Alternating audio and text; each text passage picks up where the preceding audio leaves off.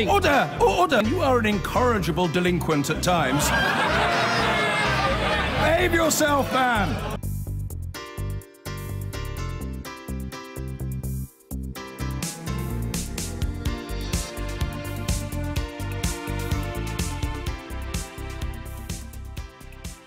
Amid the Syria chemical weapons crisis and Trump's continuing tweets about when the missiles might fall, a new attempt to have the special prosecutor Robert Mueller, who is investigating Trump's Russia involvements, neutralized.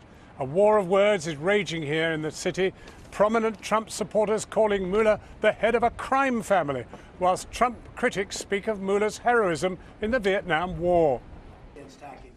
It's none other than the sacked White House strategy boss, Steve Bannon, who is now urging Trump to sack the Assistant Attorney General, Rod Rosenstein, who oversees the special prosecutor's work, and then withdraw all cooperation from Mueller. The Washington Post reports that Bannon is telling allies the president should exercise executive privilege immediately and retroactively to protect himself from Robert Mueller's investigation. This week's raids by the FBI on Donald Trump's personal lawyer, Michael Cohen, threw the president into a furious rage about what he described as a disgraceful witch hunt and ramped up the threats against Mueller. I think that the president has been clear that he thinks that this has gone too far, and beyond that I don't have anything to add, but I'd refer you back to the president's comments. Even Trump-supporting Republicans in Congress would see firing Robert Mueller as an attack on the rule of law in America. To wit, Republican Senator Orrin Hatch's tweet in Bannon's direction. Anyone advising the president in public or over the airwaves to fire Bob Mueller does not have the president or the nation's best interest at heart. Tonight, Washington appears to be on the brink of a constitutional crisis as grave as Watergate. Well, earlier today, perhaps ironically, I found myself in the Watergate building speaking to David Frum. His offices are there. He's a Republican columnist for The Atlantic magazine and a former speechwriter for President George W. Bush. His latest book is Trumpocracy, The Corruption of the American Republic. I asked him how near another Watergate moment he thought we now are. We still don't know the exact contours of what happened between President Trump and the Russians. But if the situation is as bad as feared, it's a much bigger scandal than Watergate. What President Nixon did during the Watergate era, the various misdeeds that we sum up as Watergate, were different in degree but not in kind from things his predecessors had done. They had also wiretapped their political opponents. They had also gathered intelligence. They had also tried to read income tax returns. Nothing like what is alleged against Donald Trump has ever happened before in American history. Working with a hostile foreign intelligence agency against your political opponent. Now the talk, and it's being regular, but it seems now to be very, very regular, of trying to sack either the Deputy Attorney General, who oversees the Robert Mueller inquiry, or Mueller himself. Yes.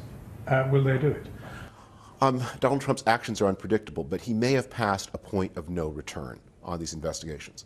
Remember, while the Deputy Attorney General has the power to sack Robert Mueller, stopping the Mueller investigation is a different thing. If Mueller is sacked, then Mueller is sacked. That is not the same as terminating the investigation. Now, perhaps they might appoint a substitute who would be enough of a stooge to make the investigation harmless. But it's, at this point, there are investigations that are being now cloned from the Mueller investigation. The investigation of President Trump's personal attorney, Michael Cohen, that's being handled by the Southern District of New York, the U.S. Attorney's Office. That would not be affected by the termination of Robert Mueller. And meanwhile, of course, there are states' attorneys general who are now going to look into the matter of payments and threats against women whom Donald Trump had harassed or bothered in some other way. People have been talking about a second term for Donald Trump. And that's very possible, sure.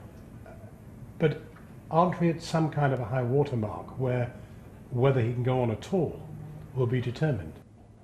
Let me tell you what I most worry about from the investigations of President Trump.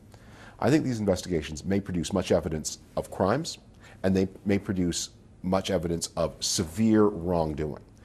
I worry that the things that are severe wrongdoing will turn out not to be crimes, and the things that are crimes will not turn out to be the severe wrongdoing.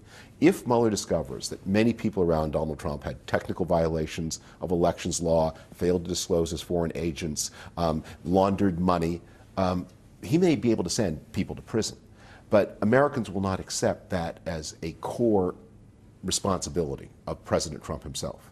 He may show that President Trump or his family colluded with the Russians to win the 2016 election, but that's probably not a crime. And so we may find ourselves arguing this time next year about what it means that we have a president who worked, if this is the fact, who worked with a hostile foreign intelligence agency against his opponent, but who in the process didn't trip over any criminal statutes. And that will tear at the fabric of American democracy. David Frum, thank you very much for talking to us. Thank you. David Frum. Well, now our Washington correspondent Kylie Morris is with us again. Kylie, your thoughts? Well, I think it's interesting what David's saying about the potential kind of potentially how large this constitutional crisis could be.